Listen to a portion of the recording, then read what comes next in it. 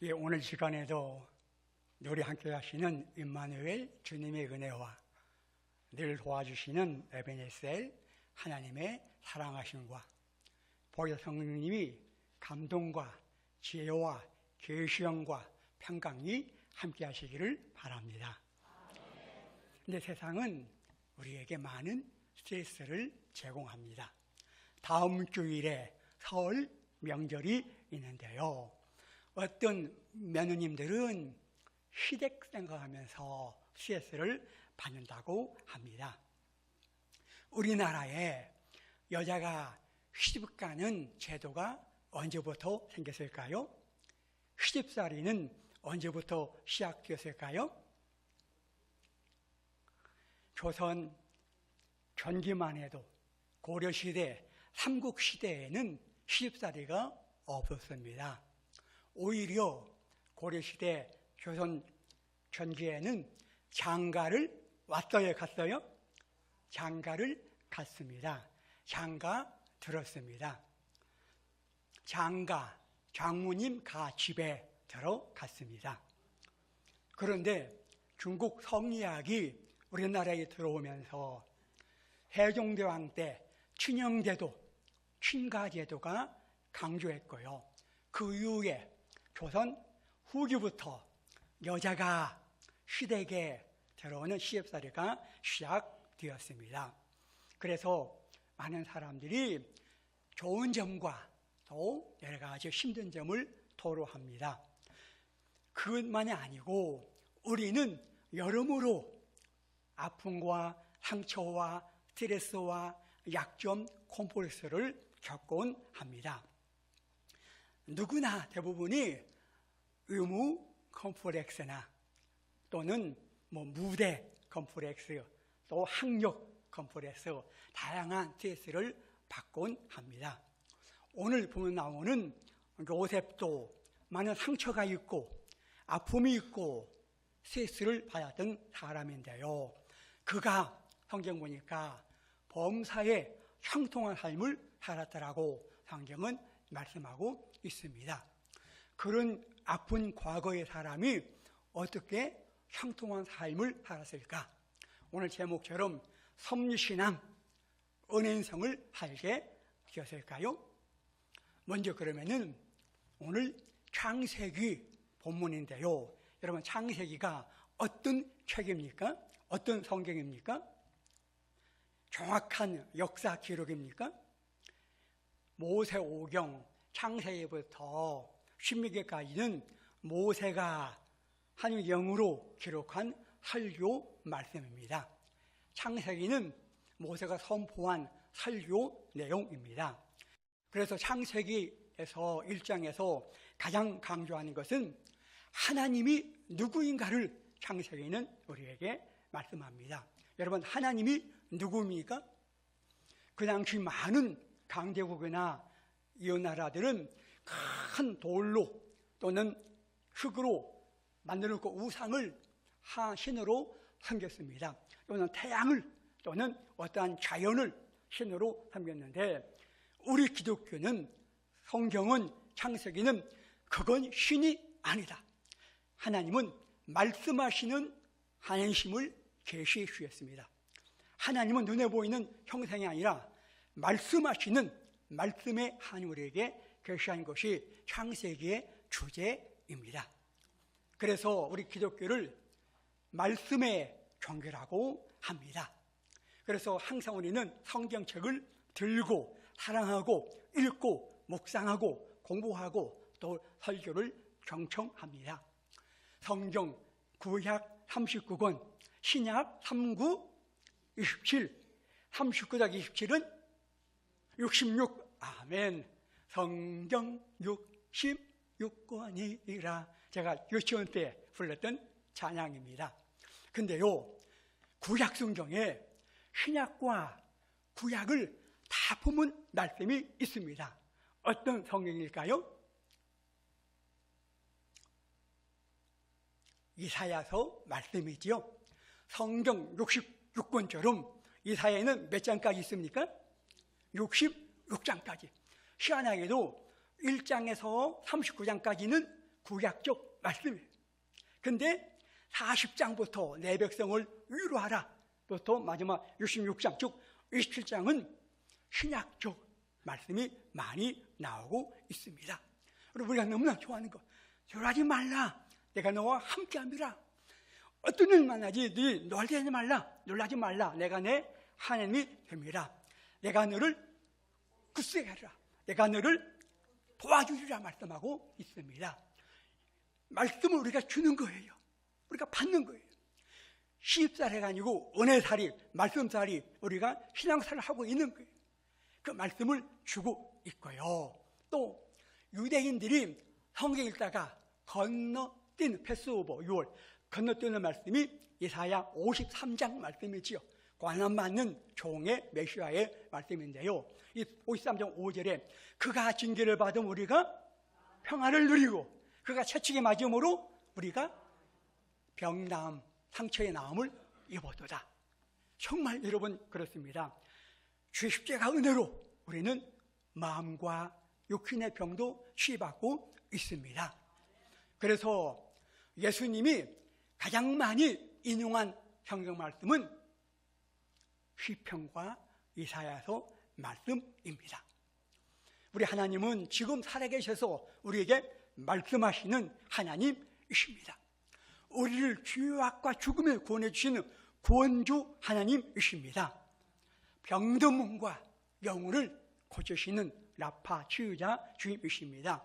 특별히 성경에 계속 말씀하는 것, 우리 주님은 우리의 선한 목자, 여호와 로이 선한 목자 우리 주님이십니다. 우리 주님 우리를 어디로 인도하고 계실까요? 어떻게 인도할까요? 예를 들어서 여러분, 내가 내 걸음으로 오늘 교회 나와서 예배드리거나 사정이 있어서 집에서 예배드릴 수 있습니다. 그 걸음을 누가 인도하고 있다고요? 아멘. 에레미야서 10장 23절에 보니까 이렇게 말씀합니다. 걸음을 지도하는 것이 걷는 자에게 있지 아니합니다. 내 걸음을 지도하는 것이 걷는 나에게 있지 않다라고 말씀하고 있습니다. 내 걸음을 주님이 인도한다는 것, 이것을 우리가 한문으로 섭리신앙, 내 인생을, 우리 교회를, 내 가정을 하나님이 인도하는 게 섭리신앙입니다. 우리 라틴어, 지금은 쓰지 않는 옛날 이탈리아 라틴어에 이 섭리를 이렇게 표현합니다. 구베로나티오는 말이 마차를 끌다가 좀 끝까지 초지일관 베트남 소처럼 한 길로 가는 게 아니고 옆으로도 빠져요. 먹을 것 찾아서. 그러나 다시 돌아옵니다. 그러니까 이 가다가 한두 번은 옆길로 가지만 다시 주님의 대로로 걷는 것을 섭리 구베로나티오라고 말씀합니다. 그래서 우리 로스 인생길도 모든 것이 만다형통 순탄한 것이 아니었어요.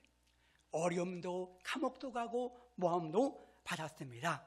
자, 그런 과정들이 우리를 더 좋은 인격자로, 더 좋은 성도로, 더 아름다운 주의 나라의 백성으로 만드는 과정이라고 성경은 말씀합니다.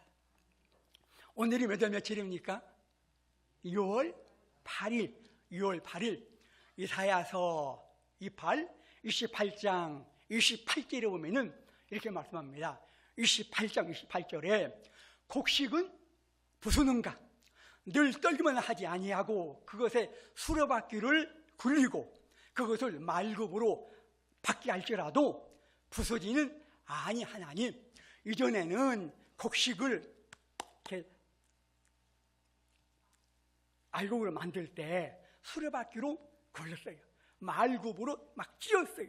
그러나 그럴지라도 절대 곡식을 부수지는 않는다는 거예요. 껍질을 벗기는, 떨기나무 불꽃에서 쓰레기를 태우고 번째 남았듯이 그렇게 주님은 우리에게 쓸데없는 것들을 벗기는 과정에 있다는 것입니다.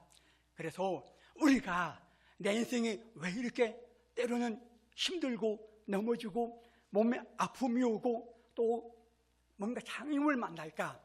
그것은 오늘 더 좋은 신앙 성장하기 위해서 잠시 고난의 시간이라는 것입니다. 나무들은요, 특징이 뭘까요? 나무는 잠을 자도 서서 잡니다. 나무도 누워 자고 싶을 거예요. 하나님의 사명대로 서서 잠을 자는 거예요. 우리 구목사님 서서 자는 심정으로 목회하고 여러분이 위하여 기도에 주셨을 것입니다.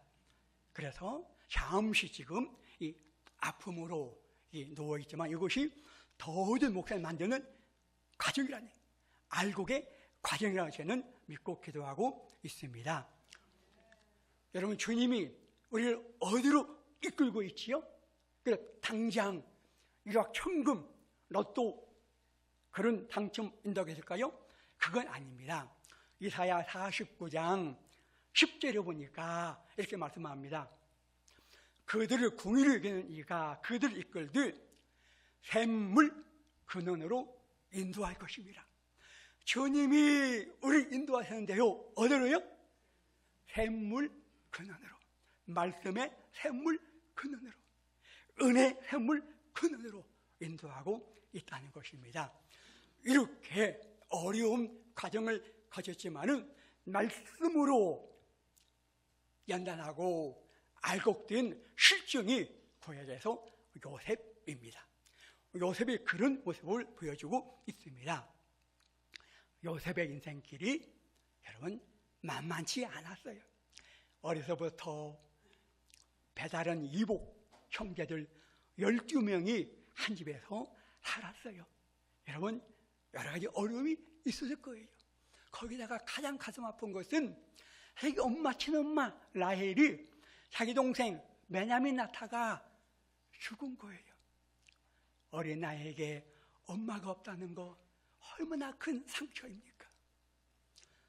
늘 불러도 처음 같은 말, 엄마, 어머니, 참 귀한 이름인데요, 그걸 부르지 못한다는 거 인생의 큰 상처이고 아픔입니다. 이전에 이 아동 동화 작가였던 고 정채봉 작가님이 이분이 아기 때 부모님 엄마가 돌아가셔서 평생 엄마라고 불러보지를 못했어요. 그분이 나이 40 넘어서 이 바위 위에 누워서 이게 내 엄마 팔뼈이다 하고 하늘 보면서 처음으로 엄마 불렀어요. 처음으로 엄마 불러봤대요. 얼마나 여러분 엄마 어머니가 우리에게 귀한 보배입니까? 요셉은 엄마를 부르지 못하고 자란 거예요. 그런데도 여러분 그는 감사가 있고요, 은인생을 알게 되었다는 거예요. 자, 그러면은 하나님이 특별히 불러가지고 요셉아 고생 많았지? 내가 너 도와준다 했을까요? 그렇지 않습니다.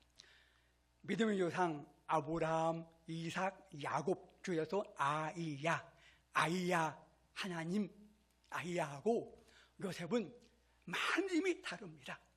자, 요셉은 믿음과 다르게 첫째, 우리 하나님으로부터 직접 계시를 받은 적이 없습니다. 야곱처럼 꿈에 사다리 본 환상도 본 적이 없습니다. 아브라함처럼 아브라함아 직접 대화한 적도 없습니다. 하나님이 아브라함, 이삭이 브레스 왕에게 사라 위험할 때 직접 계시한 그런 공적으로 개입한 적도 없고요, 직접적으로 도와준 적도 없습니다. 다만 지금 주님처럼 여러분 뒤에서 도와주고 배우여서 역사하여 주셨습니다. 요셉은 눈에 보이지 않지만은 내 귓가에 직접 말씀하지 않지만은 환상을 보지 못했지만은 하나님은 나와 함께 하신다, 나를 인도하신다, 그 믿음을 가졌습니다. 이걸 선미신앙, 내 인생은 내가 걷지만은 하나님이 인도하신다, 어려움 겪는 거 잠시 연단이다, 더 좋은 복을 주게 하나님의 과정이다, 그 신앙으로 살아갔다는 것입니다. 그래서 15년 전 자기를 돈 받고 팔아버린 형님들을 만났을 때 뭐라고 그가 간증했지요? 나를 애굽에 보내신 분은 누구라고요? 하나님이라고 고백하고 있습니다. 이렇게 섭리신앙은 항상 주어가 다릅니다. 우리 성도는 언어 생활이 참 중요합니다. 이 말 한마디가 참 중요합니다. 자, 이 요셉은 항상 주어가 하나님, 여호와 하나님이었습니다. 항상 주어가 하나님이라고 간증하며 그가 고백하고 있습니다. 오늘 그 두 아들을 낳을 때 그 신앙 고백이 나오잖아요. 자, 먼저 첫째 아들 므낫세를 낳았는데요. 51절 므낫세가 무슨 뜻이라고 말씀합니까? 하나님께서 내 모든 고난과 내 아버지 집에서의 온 모든 일을 잊어버리게 했다라고. 므낫세, 내 모든 과거의 상처와 아픔을 하나님이 다 잊어버리겠다는 뜻이 므낫세라고. 그래서 이 고백은 나는 과거에 내가 아니라 나는 모두 다 치유받았다, 그런 고백을 하고 있습니다. 형들에게 노예로 팔린 일, 보디발 아내에게 억울하게 성폭행으로 누명 쓰고 감옥에 갇힌 일, 감옥에서 철떡같이 자기를 도와주겠다고 했던 술 맡은 관영장이 은혜를 잃어버린 일, 생각할수록 분노가 나지만은 다 이건 그것을 아픔 남지 않고 치유받았다는 거예요. 여러분, 이게 참으로 은혜이고 축복입니다. 여기서 므낫세 그 일을 잊었다는 것은 뭔가 하면은 옛날 그 상처가, 과거의 실패가, 또 옛날에 그 싫은 그 사람이 지금 나에게 영향을 끼치지 않는다는 거예요. 과거에 내 모든 어두웠던 순간들이, 나에게 숨기고 싶은 그 추억들이 지금 나에게 어떤 영향을 끼치지 않는 것, 이것을 므낫세 있는 은혜라고 말씀하고 있습니다. 우리나라 많은 분들이 PTSD, 위상후 스트레스로 많은 고난을 받습니다. 포스트 트라우마틱 스트레스 디스오더, 그러니까 스트레스 때문에 그 남의 상처를 받고 있다는 거예요. 그런 섭리신앙을 믿는 사람들은 PTSD가 아니고 뭐예요? PTG, grow. 그것 때문에 grow, 성장하고 있다는 거예요. 무슨 일을 만나든지 내를 선으로 만들고 내 인생을 성장했다는 그 자양분을 주고 있다는 것입니다. 자기가 억울하게 당하였던 모든 것들이 지금 요셉에게 영향을 주지 않는다는 거예요. 자, 그런 은혜를 표현하고 있습니다. 그러면은 요셉이 자기 상처 준 사람들에게 사과를 받아서 잊어버렸을까요? 그렇지 않습니다. 보디발과 자기 결벽 알고도 감옥에 집어넣었던, 아니 보디발과 그 아내, 그에게 사과하지 않았습니다. 그런데도 그 모든 아픔을 그다 해결했다는 거예요. 그 무엇도 그에게 영향을 주지 않았다는 거예요. 우리 하나님은요, 우리가 어릴 때 상처, 부부간의 부모, 직장, 또 거래처, 또는 뭐 여러 가지 인간관계 속에서 당한 상처 때문에, 억울함 때문에 지금 힘들게 고통되는 것을 기뻐하지 않는다는 거예요. 요새처럼 용서하며 사랑하고 살기를 원하고 계십니다. 자, 성경에서 스트레스를 많이 받는 사람이 나오는데요, 그 중에 대표적 여자 2명을 소개합니다. 스트레스 많이 받은 여자가, 하나는 믿음의 아브라함의 아내였던 사라, 또 하나는 사무엘의 어머니였던 한나가 스트레스를 참 많이 받았어요. 둘 다 공교롭게도 자녀를 못 낳았어요. 그래서 사라는 자기 여종 하갈을 아브라함에게 첩으로, 성경 원어는 첩이 아닌 아내, 중동은 아내를 4명까지 쓰나요? 둘째 아내가 왔어요. 그 다음에 또 한나도 부인나라는 둘째 부인이 와서 아기를 다 낳은 거예요.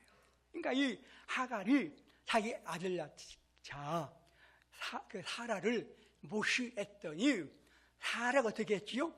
스트레스 받아가지고 남편 아브라함을 압박해서 결국 사라를 광야로 쫓아내버리고 말았습니다.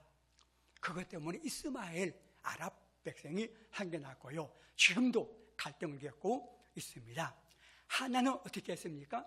똑같이 브닌나가 아들 낳자 자기를 멸시하고 학대했어요. 자, 그렇게 힘든 과정. 근데 희한하게 한나 남편 엘가나는 브닌나가 자식을 낳든 말든 한나만 더 사랑한 것. 당신이 19번 낳았다라고 해서 한나도 남편을 이용해서 꼴보기 싫은 브닌나를 쫓아낼 수 있어요. 아니 자기가 못 살겠다. 집을 나갈 수 있어요. 그런 한나는 그렇게 하지 않았습니다. 괴롭고 힘들고 아픔이 많을 때 그가 향한 곳은 사람을 만나지 않았어요. 전화해서 내가 힘들어 누구 만나가지고 내가 너무 답답해 하지 아니하고 성전에서 하나님께 통곡하며 기도했습니다. 사람 만나서 갈등이 해결되지 않습니다. 먼저 하나님께 통곡하며 기도했다는 것. 이게 한나의 아름다운 위대한 점입니다. 자, 얼마나 기도를 간절했던지 말이 안 나와. 그러니까 입만 하니까 그 당시 엘제사장이 내가 왜 포도주 먹느냐? 포도주를 끊으라라고 이렇게 공감력 없는 목회자 이 엘리가 추적하자 사무엘상 1장 15절에 한나가 이렇게 고백하죠. 나는 마음이 슬픈 여자이다. 나는 마음이 슬픈 여자. 한마디로 자기 현실을 고백. 나는 마음이 슬픈 사람입니다. 자, 이렇게 여러분 주 안에서 슬픈 마음이 끝인가요? 아니지요. 슬픈 마음 있는 사람 예수 이름 믿으면 영원토록 아멘. 예수의 이름은 세상의 소망이요 예수의 이름은 천국의 기쁨일세. 그런 가사가 다 성경에서 나왔잖아요.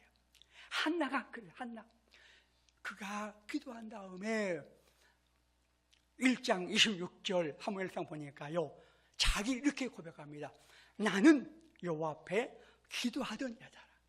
슬픈 마음이 지금은 나는 기도하는 여자라고 그가 자기 정체성을 드러내어 놓습니다. 보통은 나는 복이 없는 여자의 사람이에요. 내 인생은 깨진 인생이라고 생각하지 않았다는 거예요. 하나님께 소설하며 은혜 인생을 그가 살게 되었고요. 그래서 더 많은 사람을 담는 그릇이 되었습니다. 큰 그릇은요, 아프고 깨진 사람들이 많은 사람을 품는 마음이 됩니다. 우리 예수님 정말 힘든 고난길을 가셨어요. 그렇게 사랑했던 제자들이 주님을 배반했어요. 가룟 유다, 칼을 가지고 온 사람들이 주님을 붙잡으러 온 거예요. 그때 주님은 싸우지 않았어요. 주님 앞에 피와 땀과 눈물 흘리며 기도했더라고. 히스기야 히브리서 5장에 말씀하잖아요. 주 앞에 간절히 기도했더니 그 주님의 기도가 놀라운 생명 역사가 일어나게 되었습니다. 사랑하는 성도 여러분, 혹시 잊을 수 없는 상처나 심리적 장애 그것만 생각하면 소화가 안 되고 그 사람 떠오르면 마음이 심장이 벌렁 올라가고 여러분 그런 장애 십자가 보혈 다 여러분 깨끗하게 치유받고 잊어버리시기를 바랍니다. 지금 오늘 그 은혜 주시러 여러분들 아마 불러주셨을 것입니다. 두 번째 아들 이름이 뭐였습니까? 52절에 에브라임. 하나님께서 나를 내가 수고한 땅에서 번성하게 하셨다. 내가 수고한 땅에 나를 번성했다라고 에브라임이라고 이름을 지었습니다. 하나님은 우리를 번성하게 창조하시는 분이십니다. 그런데요, 그 당시 노예가, 감옥살이, 죄수가 번성한다는 거 절대 가능합니다. 그래 될 수가 없습니다. 도리어 짓밟히고 버림받은 그런 신세가 될 뿐입니다. 그런데 그가 번성상하게 되었다는 거예요. 오늘도 52절 주어가 누구입니까? 주어가 하나님께서 나를 번성했더라고 말씀합니다. 늘 그의 고백. 이미 앞에 39장 3절과 23절에도 창세기 어떻게 기록하죠? 범사에 형통했다라고. 하나님이 그렇게 어려움을 이기도록 형통한 목을 주셨다고 말씀하고 있습니다. 오늘 요셉의 이야기는 누구 이야기입니까? 옛날 이야기일까요? 그렇지 않습니다. 지금 나의 우리의 이야기입니다. 하나님은 지금 우리 인생을 만들어가고요. 여러분 과거의 상처가 주 안에서 흔한 열매가 되게 해주시고요. 악을 선으로 만들어가고요. 또 우리 안에 주시는 좋은 믿음의 결정을 만들어가고 계십니다. 그래서 요셉이 이걸 믿기 때문에 그 형들 만났을 때 이렇게 고백합니다. 45장 5절에 보니까 하나님이 생명을 구원하시려고 나를 당일보다 먼저 보냈다. 하나님이 나를 주어 보냈다는 거예요. 어떻게 해요? 왜요? 왜 총리 삼았어요? 자기 혼자 잘 살라고요? 생명을 구원하려고 삼아 보내어 주셨다는 거예요. 자, 이런 고백 쉽지 않습니다. 요셉은요, 형을 만났을 때 자신의 노예를 팔려와서 얼마나 고생을 했는지 가끔 이산가족 딸들이 엄마 왜 나를 버렸어요? 너 버린 거 아니다. 나 얼마나 고생했는지 알아요. 막 울잖아요. 요셉은 고생한 것을 일체 언급하지 않습니다. 그리고 내가 이 나라 오기를 기다렸어요. 증오, 미워하지 않았어요. 오히려 주 잠깐 썼는 형님들을 위로하고 용서하여 주었습니다. 부하신 주님도 배신한 제자를 회개하자 다 용서하고 다 큰 은혜로 그들을 품어 주셨습니다. 우리 하나님은 요셉을 통하여 많은 사람을 생명을 할. 그래서 뒤에 45절 보니까 바로가 요셉 이름을 바꾸어 줍니다. 뭐라고 바꾸어 줬을까요? 45절에 사보앗 바네아라고. 사보앗 바네아가 무슨 뜻이지요? 세상의 구원자. 바로 가보니까 요셉이 굶주리는 많은 사람들을 살리는 거예요. 너는 세상의 구원자다. 가장 예수님을 많이 닮은 구약 인물이 요셉입니다. 예수님도 지금도 우리들의 생명을 구원하고 계시는 것을 볼 수 있습니다. 우리 주님 안에서 이 놀라운 그 은혜를 받은 요셉이요. 그러면은 하나님을 그가 언제 먼저 언급했을까요?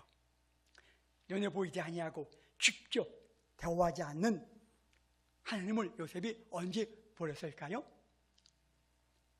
잘 나갈 때 아니었어요.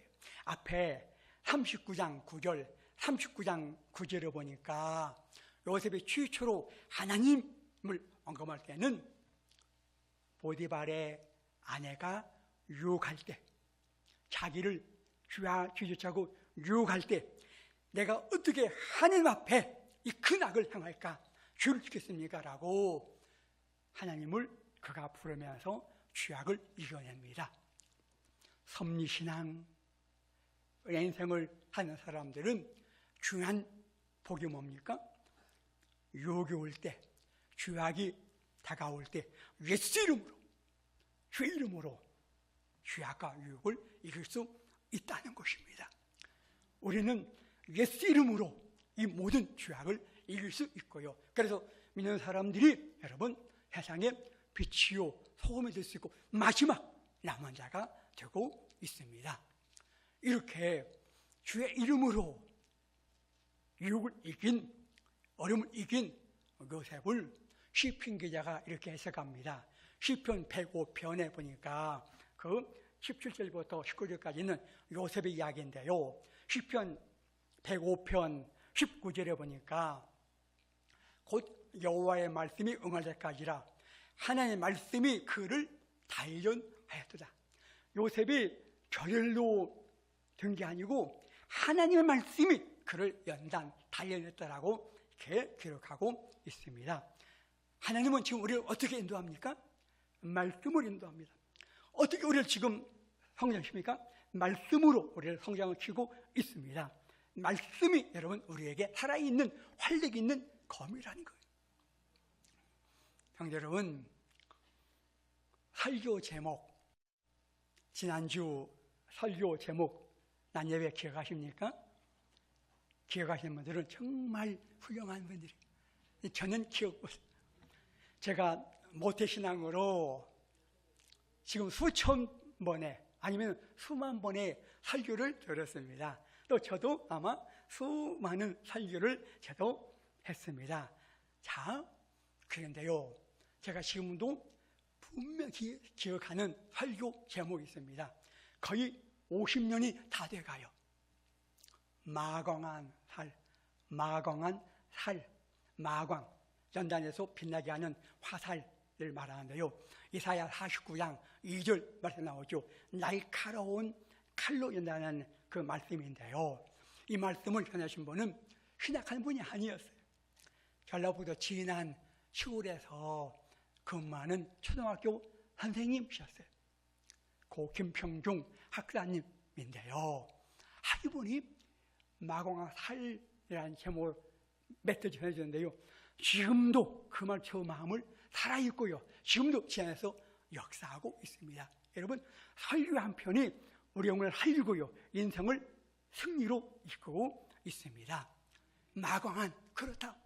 내 인생길은 나도 어려움 당한다. 깨지기도 한다. 넘어진다. 이것은 나를 빛내기 위한, 나를 알고 만드는 과정이지 그게 나를 멈출 수 없다. 그 신앙으로 지금까지 살고 있습니다. 연단, 실험한다는 거예요. 우리나라 이름이 무엇입니까? 대한민국이지요. 그런데요, 우리 해방 후에 우리나라 국호를 정할 때 논란이 심했어요. 여러분, 대한민국은 영원한 나라 이름이 아니에요. 헌법에 임시로 통일될 때까지 대한민국이라고 지금 정해 놓은 거예요. 그래서 국가도 없이 우리는 애국가를 부르겠다는, 나중에 이제 통일된 국가를 우리가 정하게 될 것입니다. 자, 그 당시 세계 이름이 서로 다투었어요. 조선으로 합시다. 조선은 명나라 중국한테 하사받은 이름인데 독립국가에 맞지 않습니다. 또 한 사람은 고려, 우리가 코리아니까 고려지요. 고려합시다. 또 한쪽에서는 상임시정부 대한민국으로 합시다. 결국 대한민국으로 정하면서 그러면은 통일될 때까지만 잠정적으로 한다라고 그때 법으로 정해 놓은 거예요. 이스라엘 이름 정할 때도 논란이 많았습니다. 1948년 2000년 만에 나라를 개건할 때 그들이 나라 이름을 뭘 정할까 많이 그들도 논쟁을 했어요. 자, 한쪽에서는 우리는 나라 이름을 아브람 괜찮지요? 한쪽에서는 남유다 북이스라엘, 유다. 한쪽에서는 우리의 위대한 성군 다윗. 또 한쪽에서는 이스라엘 했는데요. 마지막 결론은 이스라엘로 왜 이스라엘로 정했을까요? 이스라엘이 야복 강가에서 하는 거 뭐였지요? 씨름. 무슨 문제가 생기면은 우리는 하나님과 씨름하는 백성들이다. 그 무서운 독일 가스나 또 수많은 핍박 압박, 우리가 이렇게 살아가는 것은 말씀을 가지고 우리가 씨름해서 살지 않느냐. 그래서 무슨 일을 만나는지 말씀으로 그러니까 씨름하고 그 다음에 나중에 문제를 해결해 나가는 나라 이스라엘로 정한 것을 볼 수 있습니다. 그래서 이스라엘 교회에서 중요한 게 뭐지요? 하브로타 서로 토론 논쟁식으로 막 시끄럽잖아요. 그런 식으로 지금도 이스라엘 사람들은 순위를 만나는지 말씀과 싫어하며 나오고 있는데요. 바로 우리 요셉도 그렇고 우리도 그런 인생을 살고 있다는 거예요. 그러면은 내가 부끄러운 과거가 있고 그때 왜 그렇게 선택했을까 아쉬움이 있고 또 남보다 조금 뒤처럼 같지만은 그러나 다시 보니까 모든 것이 은혜라는 거예요. 내가 지나왔던 모든 것들, 내가 걸어왔던 모든 순간이, 내가 살아왔던 누려왔던 모든 것들이 하나님의 은혜라고 우리가 찬양하고 고백할 수 있습니다. 그렇게 하나님이 내 인생을 인도하는 섭리신앙, 은혜 인생을 얼마나 귀한지 몰라요. 우리 고 목사님이 그런 목회와 삶을 살아오셨지요. 저와는 선교단체 선후배 관계이고요. 그다음에 제가 장로신학대학 조금 선배입니다. 그렇지만은 신앙 영성이나 말씀의 깊이나 인품이나 모든 면은 제가 고 목사님을 따라갈 수 없습니다. 창피한 목사님, 훌륭하신 목사님, 여러분 우리의 복입니다. 하면서 우리가 은혜를 살면은요, 무슨 일을 만나는지 단 해물나지만은 그 어디나 하늘나라, 어디나 하늘나라 은혜를 할 수 있다는 거예요.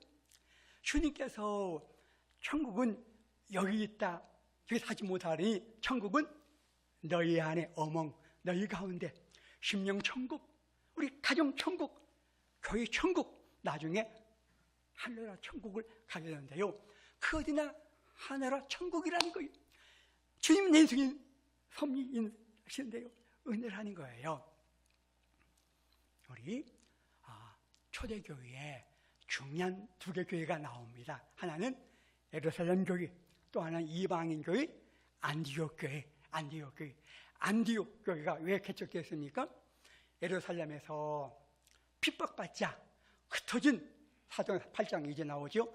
흩어진 사람들이 거기 안디옥까지, 지금 터키 안티키아 몇 년 전에 지진난 곳인데요. 거기에서 교회를 세우고 선교의 중심기가 되었는데요. 성경을 깊이 보면요, 참 은혜가 더 많아집니다. 안디옥이 어떤 지역이었지요? 안디옥은 셀루크 왕조의 본산입니다. 셀루크 왕조는 어떤 왕조였어요? 예루살렘을 침범해서 초토화시켰던 원수의 나라입니다. 그 원수의 나라 셀루크 본산에 가서 안디옥에서 예수님의 사랑을, 예수님의 복음을 잘 전했더니 거기에서 처음으로 받은 이름이 있어요. 어떤 이름을 받았지요? 그리스도인이라고, 최초로 그리스도인이라는 칭호를 받았습니다.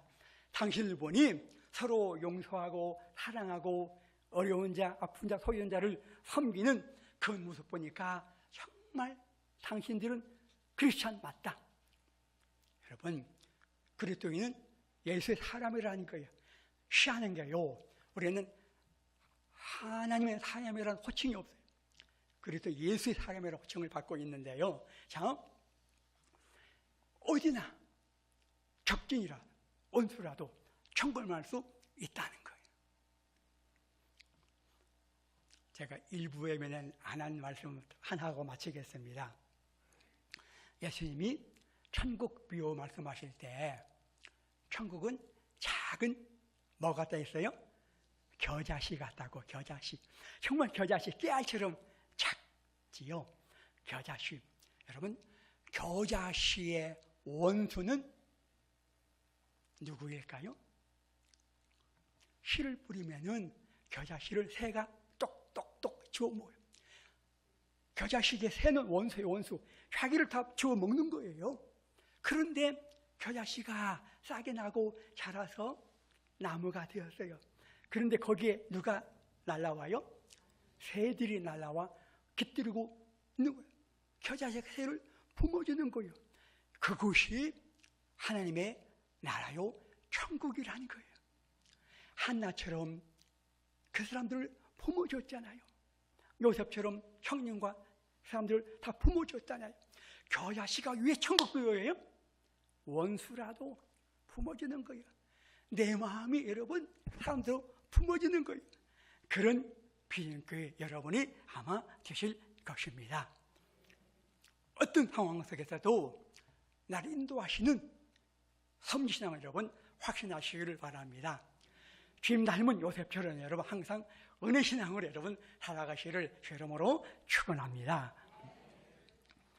은혜로우신 아버지 하나님, 저희들에게 오늘 귀한 예배를 드리며 살아있는 말씀, 구원의 말씀, 은혜의 말씀을 주셔서 감사합니다.